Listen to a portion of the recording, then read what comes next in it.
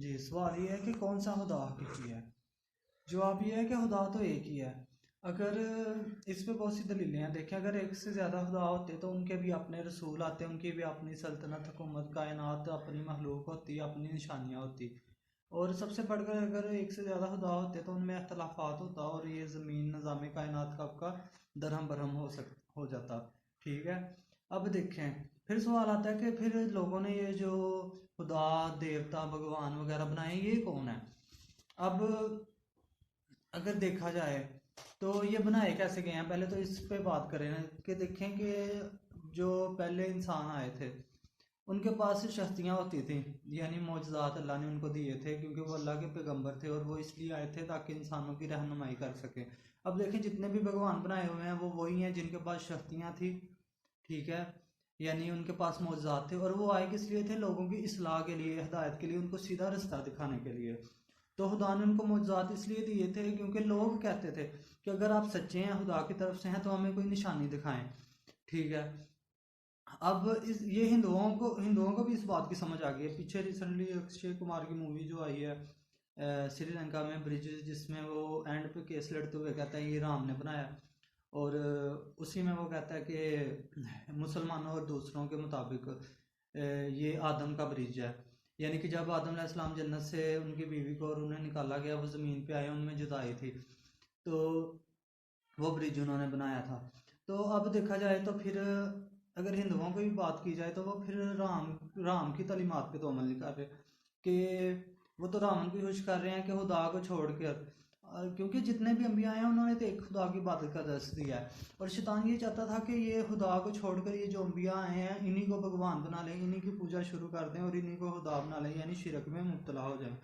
अब एक जो है, चलें बात करते हैं हज़रत मूसा अलैहिस्सलाम। हिंदू चूँकि बनी इसराइल में से हैं, सबसे ज़्यादा नबी पैगंबर जो खुदा की तरफ से आए हैं इन्हीं के लिए आए हैं, इन्हीं में से आए हैं, इन्हीं की रहनुमाई के लिए आए हैं। और उनके पास मौजूद थे, जिस वजह से लोगों ने उन्हें खुदा बना लिया आहिस्ता आहिस्ता। ये कोई मुश्किल नहीं है, सादा सी बात है। देखें, आप अगर आज के दौर में किसी इंसान के पास कोई शक्तियाँ हों जो किसी को ठीक कर सके, जैसे मुर्दों को जिंदा कर ले, लोग क्या कहेंगे, ये खुदा है। बिल्कुल ऐसे ही आप देखें, जैसे ईसाइयों ने हज़रत मूसा अलैहिस्सलाम को, क्रिश्चियनिटी जो है उनको खुदा कहते हैं। वो कैसे कि हज़रत मूसा अलैहिस्सलाम जो थे उनके पास मौजूद अल्लाह ने उन्हें दिए थे कि वो मुर्दे को ज़िंदा कर लेते थे, बीमार को शफात दे देते थे। तो इन्हीं चीज़ों को देख कर, हालांकि इनको देखना चाहिए कि ये जो उनकी जिन्होंने देवता जो लोगों ने बनाए हुए हैं, फिर ये जिसकी इबादत करते थे वो खुदा कौन है, या जिनकी तालीमात, ये मतलब कि जिनका पैगाम लेकर आए थे, फिर वो खुदा कौन है। तो अब एक और सवाल है, इस पे आता है कि हज़रत मूसा के बारे में, जो कि ये भी हिंदुओं में आए हैं, बनी इसराइल में बहुत ज़्यादा आए हैं। अब हज़रत मूसा अलैहिस्सलाम ने इन्हें फ़िरौन मिस्र से निजात दी, नील का दरिया पार करके। हज़रत मूसा अलैहिस्सलाम के पास आसा था जिसे वो ज़मीन पर फेंक देते तो वो बड़ा सा इसका सांप बन जाता था, और हाथ बाहर निकालते थे तो वो रोशन हो जाता था। अब ये आप हिंदुओं को देखना चाहिए कि हिंदुओं ने हज़रत मूसा अलैहिस्सलाम को कौन सा खुदा बनाया हुआ है। तो इसी तरह जो है दूसरे भी खुदा, इसी तरह जितने भी हैं पैगंबर वगैरह हैं, इन्हीं को देवता और खुदा बना के शैतान ने इन्हीं की पूजा शुरू करवा दी, यानी कि शिरक में इंसान को नस्ल दर नस्ल मुंतकिल कर दिया। अब जो है, चले रिसेंटली पिछली सदी की बात है, बाबा गुरु नानक है, ननकाना साहब में पैदा हुए हैं, इधर करतारपुर में उनका जो है दरबार वगैरह। तो अब देखें, वो जो है उनके आगे जो पैरोकार हैं ये सिख वगैरह, लेकिन वो इस बात को समझते हैं कि वो पैदा हुए हैं, फिर उन्होंने ज़िंदगी गुजारी और मौत आ गई है, वो उनके बुजुर्ग हस्ती हैं, सच्चे इंसान थे, तो उनकी वो, यानी कि उनकी एक रिस्पेक्ट होती है। ठीक है, ये नहीं होता कि उन्हीं को खुदा बना दिया जाए, और वो ऐसे करते भी नहीं है। लेकिन बेहतर ये होता है कि अपने बुजुर्ग जो होते हैं, अल्लाह के नेक बंदे जो होते हैं, उनके वसीले से खुदा से मांगा जाता है, अपनी हाजात तलब की जाती हैं खुदा से।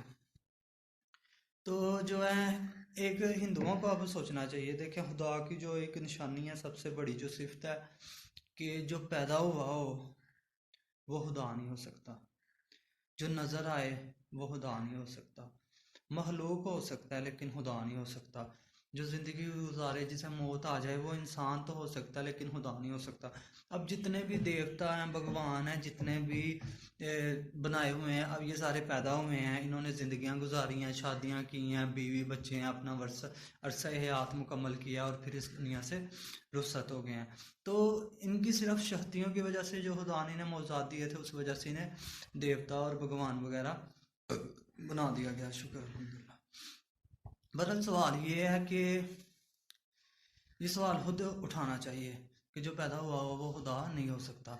और दूसरी बात, हकीकी खुदा को फिर कैसे पहचाने?